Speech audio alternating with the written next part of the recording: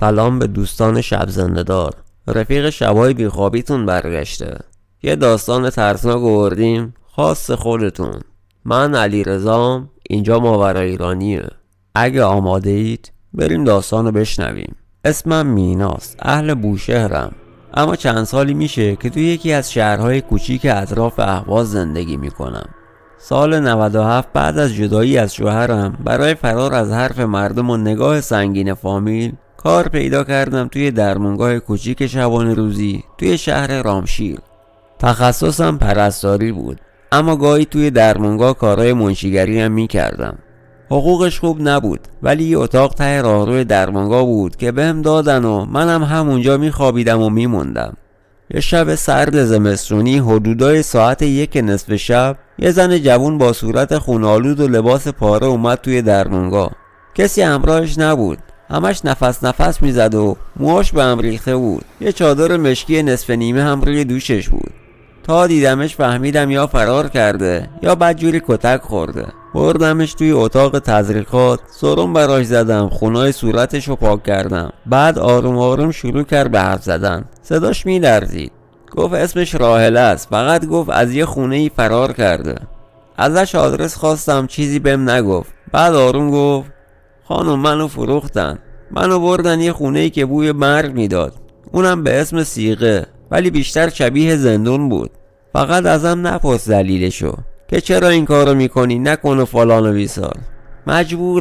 مجبورم برای خرج زندگیم از این کارا بکنم. مردا منو میبرن به خاطر سیغه، به اسم سیغه. کارشون که تموم شد با مشت و لگد راهی بیمارستانم میکنن، پولی هم کف دستم نمیذارن. خلاصه نپرس. منم گفتم باشه، دیگه ازش چیزی نپرسیدم. اما اون شب تموم نشد، چون دقیقاً از اون شب منم وارد قصه ای شدم که اگه با چشم خودم نمیدیدم باور نمیکردم. از فردای اون شب راهله رو چند روز نگه داشتیم توی درمانگاه، چون جایی نداشت بره. دکتر شیفت شبمون که پیرمرد بد اخلاقی بود خیلی موافق نبود، ولی بالاخره با اصرار من قبول کرد. راهله کم کم آرومتر شد، اما یه شب وقتی براش سوپ آوردم دیدم نشسته یه گوشه و با چشمای خیس به دیوار خیره شده. بدون اینکه به من نگاه کنه گفت خانم اگه خواستی بدونی چی سر من اومد باید ببرمت توی اون خونه. اول فکر کردم دچار روانپریشی شده یا داره هزیون میگه، ولی وقتی شبای بعدش هم مدام میگفت اون خونه صداهایی میشنیده و یه زن با صورت خیلی ترسناک میومده بالا سرش، دیگه نمیتونستم نادیده بگیرم. تا اینکه شب گفت تو اگه یه بار بری اون خونه دیگه هیچ وقت خود قبلیت نمیشی. 3 شب بعد از اون حرفا یه جور عجیبی راهله ساکت شد. نه حرف میزد، نه غذا میخورد، نه حتی پلک میزد. فقط به پنجره کوچیک بالای تختش خیره میشد. آخرش خودم مجبور شدم تصمیم بگیرم. گوشیمو برداشتم و لباس پوشیدم و کلید درمانگاهو گذاشتم پیش دکتر و گفتم میرم یه سر خونه اون دختره رو ببینم. نمیدونم چرا همچین کاری کردم. شاید حس کنجکاوی بود، شاید هم دلم میخواست باور کنم همش توهمه، یا شاید اون لحظه‌ای که چشم تو چشم راهله شدم و دیدم اشک از گوشه چشمش خوش شده، حس کردم یه چیزایی فراتر از روانپریشی داره اینو میخوره. آدرس رو با کلی التماس ازش کشیدم بیرون. یه محله قدیمی توی حاشیه رود کارون بود، ته یکی از کوچه هایی که اسمش هنوزم روی تابلوی آهنی زنگ زده سر کوچه مونده بود. کوچه سادات پایین. غروب بود که رسیدم. خونه آجوری قدیمی با دیوارهای ترک خورده و در چوبی سنگین بود. خونه های کنارش هم تخریب شده بودن، فقط همون یکی مونده بود، جوری که انگار خدا هم فراموشش کرده بود. درش زنگ نداشت. با فشار بازش کردم. بوی تند رطوبت و خاک کبک زده و یه چیزی که شبیه دود خاموش شده زغال بود پخش شد توی دماغم. حیاط کوچیکی داشت با یه حوض شکسته وسطش. چند تا دمپایی کهنه گوشه حیاط پخش شده بودن، انگار همین دیروز کسی اینجا بوده، ولی سکوت سنگینی بود. یه در دیگه تو دیوار سمت راست باز بود. رفتم داخل. اتاق تاریک بود، بدون هیچ پنجره‌ای. فقط یه آینه بزرگ قدی گوشه اتاق نصب شده بود. خوب که نگاه کردم درست زیر آینه یه فرش سوخته هم بود. صدای پچ پچ شنیدم. آروم و کشدار بود، نه از اتاق بغلی یا کوچه، از زیر زمین می اومد. رفتم سمت در زیرزمین اما قفل بود. در رو که باز کردم بوی تعفن زد بالا. اون بوی یه جوری بود شبیه عطر سوخته یا خاک نمدار بود. پاهم شروع کردن به لرزیدن. دستم رو گرفتم به دیوار و گفتم مینا جمع کن خودتو، یه خونه متروکه است، اینا همش تخیل راحله است، تو زن عاقلی هستی. پاهامو گذاشتم رو پله اول. همون لحظه صدای خفیف درست کنار گوش راستم زمزمه کرد تو دیگه بر نمیگردی. دست کشیدم رو گوشم، هیچکی نبود. سرمو چرخوندم دیدم حیاط خالیه. با سرعت برگشتم داخل. رفتم تو همون اتاق تاریک، نشستم لبه تخت فلزی پوسیده‌ای که اونجا بود. داشتم به خودم می اومدم که یه چیزی توی آینه توجهمو جلب کرد. یه چیزی وایساده بود کنار در، قد بلند و صورت محو و پاهای شبیه پای بز بود. پاش از زانو به پایین شکسته بودن و انگار برعکس بودن. آینه میلرزید، بعد یهو خاموش شد. انگار اتاق برقش قطع شده بود. فقط آینه تاریک شد، فقط آینه. وقتی از اون اتاق اومدم بیرون دلم نمیخواست به زیر زمین نزدیک شم. همون یه پله که پایین رفتم کافی بود تا بفهمم اونجا واسه زندگی ساخته نشده، واسه پوسیدن ساخته شده. اون شب برگشتم درمونگاه اما دیگه خوابم نبرد. چشمام باز بودن ولی فکرم هنوز تو اون خونه میچرخید. همش فکرم تو اون آینه و اون پاها بود، همون پاهایی که شبیه هیچ بنی بشری نبودن. راحله دیگه چیزی نمیگفت، فقط یه گوشه مینشست و با لبای خشکش ورد میخوند.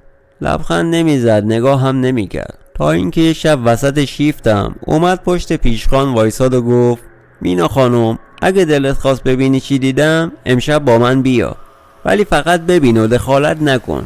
نگاه کن اما دعا نخون، اسم خدا رو نیار، چون این کار باعث میشه عصبانی بشن. گفتم کی؟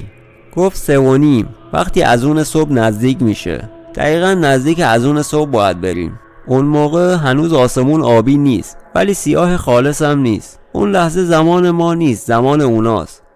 خلاصه ساعت نزدیک 3 بود که رفتیم. با راحله سوار ماشین شدم. از جاده خاکی رد شدیم تا رسیدیم به همون خونه. راحله کلید داشت، نمیدونم کی، نمیدونم چرا. گفت یه زمان نگهبان اون خونه بوده، یه جور طامع بوده.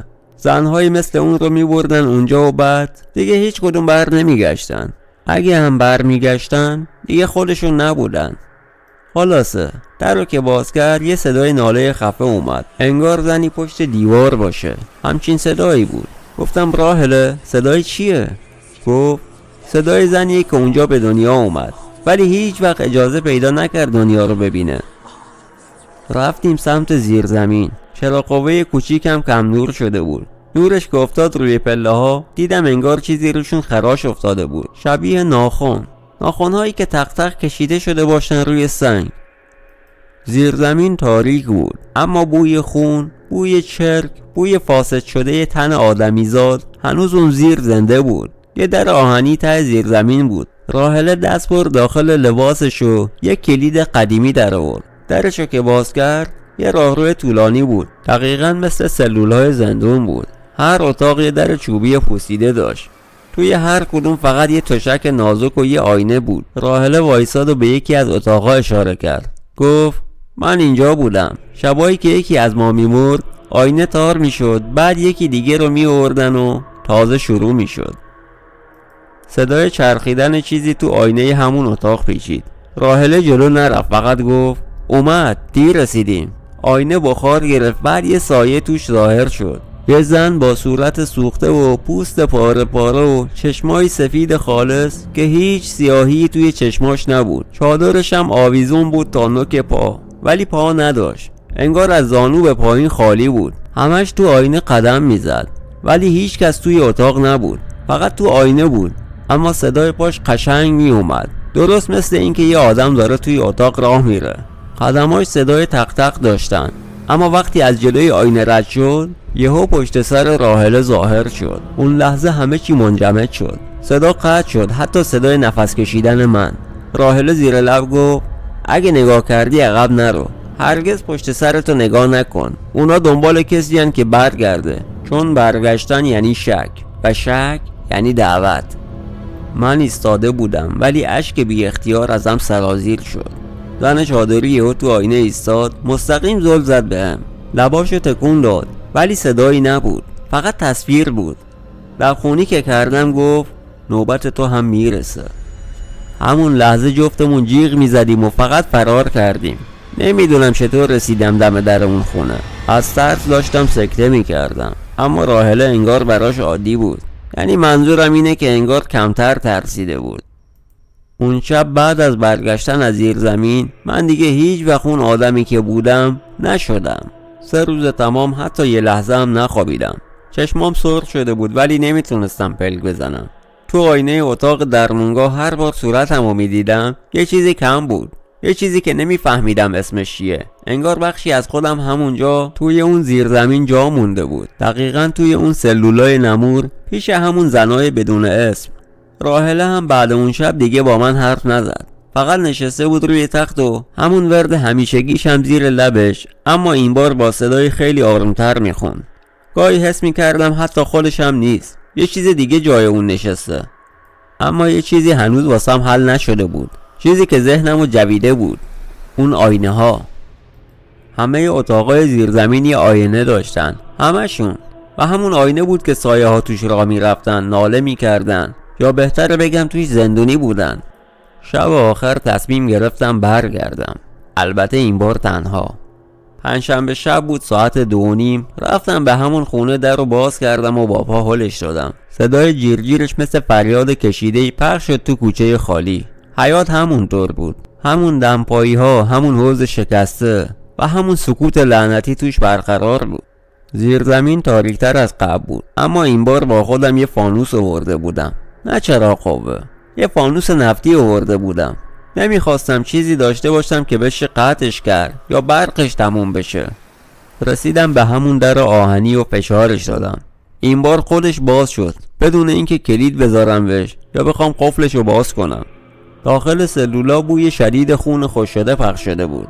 حالا واضح‌تر حس می‌کردم توی هر سلول یکی از اون زنا هنوز حضور داشت، نه با بدن، با رد حضور. دقیقاً حضورش رو حس می‌کردم.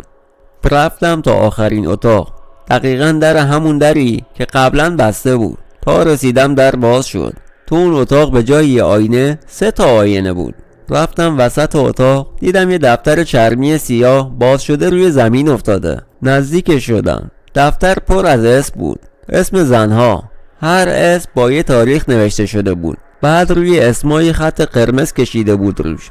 بعضیا چند تا تاریخ داشتن، بعضیا فقط یکی، و صفحه آخر خالی بود جز یک اسم که با جوهر تازه نوشته شده بود: مینا عباسی، 23 دی 1397.